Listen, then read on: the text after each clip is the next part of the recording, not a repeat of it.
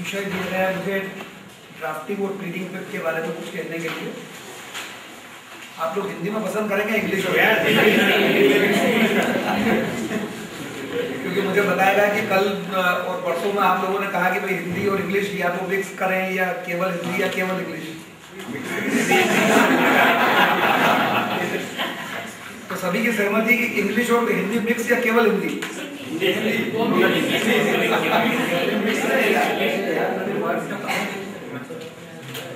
थोड़ा सा लॉ के सब्जेक्ट जिस प्रकार के होते हैं उसमें थोड़ा सा इंग्लिश का मिक्सिंग जरूरी है, क्योंकि केवल हिंदी में अगर भाषा इस्तेमाल करेंगे तो कभी कभी समझ में नहीं भी आ सकती है।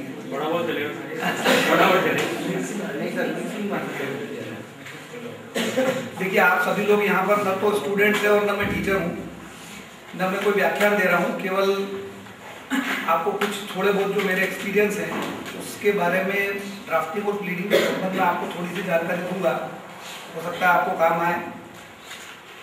सबसे पहले ड्राफ्टिंग के बारे में मैं बताना चाहूँगा। ड्राफ्टिंग एक ऐसा सब्जेक्ट है जिसके बारे में कानून में अभी तक कोई किताब कोडिफाइड लॉ के रूप में नहीं बनी है।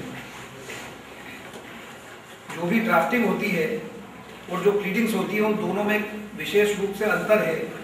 और ड्राफ्टिंग जो होता है वो आउटसाइड द कोर्ट होता है और प्लीडिंग्स जो होती है वो इनसाइड द कोर्ट होती है। और एडवोकेट के लिए ड्राफ्टिंग और प्लीडिंग्स इन दोनों का बहुत ज़्यादा महत्व है। इसका मतलब ये नहीं कि आर्गुमेंट्स का वो महत्व नहीं है, लेकिन स्टार्टिंग जहाँ से होती है वो ड्राफ्टिंग से होती है और प्लीडिंग से ही होती है। अब ये ड्राफ्टिंग में कुछ चीज़ें ऐसी होती हैं, जैसे कोई डॉक्यूमेंट को ड्राफ्ट करना है, लाइक एग्रीमेंट टू सेल है, गिफ्ट डीड है, विल है। ये मैं कुछ उदाहरण दे रहा हूँ। ड्राफ्टिंग तो बहुत और कई डॉक्यूमेंट्स की होती हैं। विल है, एग्रीमेंट टू सेल है, सेल डीड है, पावर ऑफ अटॉर्नीज हैं, या और भी कई तरह के डॉक्यूमेंट्स हैं, मॉर्गेज डीड हैं, बहुत सारे डॉक्यूमेंट्स होते हैं। उदाहरण के रूप में कुछ डॉक्यूमेंट्स के बारे में मैं आपको बताऊंगा कि उसके क्या इंग्रेडिएंट्स हैं, उसको ड्राफ्ट करते समय क्या क्या बातें ध्यान रखनी है। अपन उदाहरण के लिए ले, किसी इमूवेबल प्रॉपर्टी का सेल परचेज का ट्रांजैक्शन हो रहा है। अब उसके लिए सबसे पहले बनता है एग्रीमेंट टू सेल, और एग्रीमेंट टू सेल के बाद में बनती है सेल डीड। और अगर एग्रीमेंट टू सेल करने वाला व्यक्ति खुद अगर उसको एग्जीक्यूट कर रहा है तो वहाँ पर किसी भी प्रकार के और दूसरे दस्तावेज की जरूरत नहीं होती। लेकिन अगर किसी ऑथराइज्ड पर्सन के मार्फत अगर वो डॉक्यूमेंट एग्जीक्यूट हो रहा है, then it will be called as a power through a power of attorney holder. तो ऐसे अलग अलग डॉक्यूमेंट्स हैं जिसमें सबसे पहले अपन एग्रीमेंट टू सेल को ले लें। तो एग्रीमेंट टू सेल कहना बात सुनने में सामान्य शब्दों में बहुत आसान चीज़ है, लेकिन उसके एडवोकेट के नाते या एडवोकेसी के प्रोफेशन के नाते उसका एक अपना अलग महत्व है। वो महत्व क्या क्या है, क्या चीज़ें ध्यान में रखना है, उसको थोड़ा सा ध्यान दें। एग्रीमेंट टू सेल में सबसे पहले प्रॉपर्टी का डिस्क्रिप्शन होना जरूरी है।